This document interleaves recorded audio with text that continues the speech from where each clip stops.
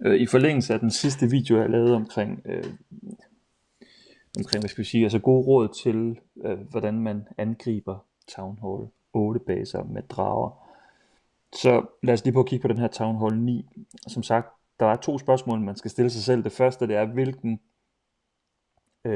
hvilken air defense skal jeg fjerne?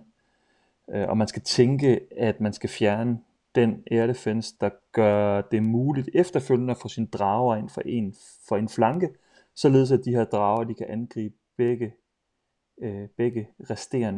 af de her 2 resterende air defenses på en måde, hvor de ikke kommer i karambolage med fjendens town hall. Så det er oplagt, at hvad man ikke skal gøre, det er oplagt, at man ikke skal fjerne den nordlige air defense med sin lyn.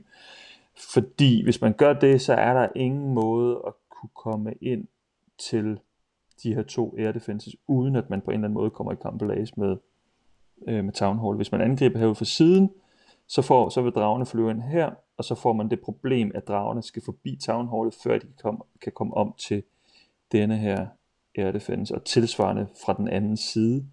Hvis man angriber sydfra, så vil dragerne flyve ind, og så vil nogle af dem være stok skydende her på town hallet, mens de her 2 air defenses vil beskyde dragerne. Så pointen er at lade være med at fjerne den nordlige air defense. Fjern i stedet enten den vestlige eller den østlige. Og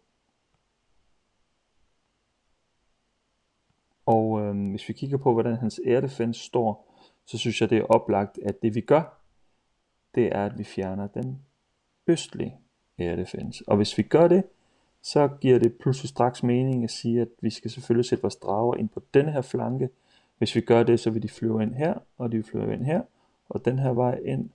Og hvad vil der ske? De vil få adgang til den ene air defense, og de vil få adgang til den anden air defense, uden at de kommer i karambolage med hans town hall. Ergo, det bliver en succes, hvis man angriber fra den nordvestlige flanke.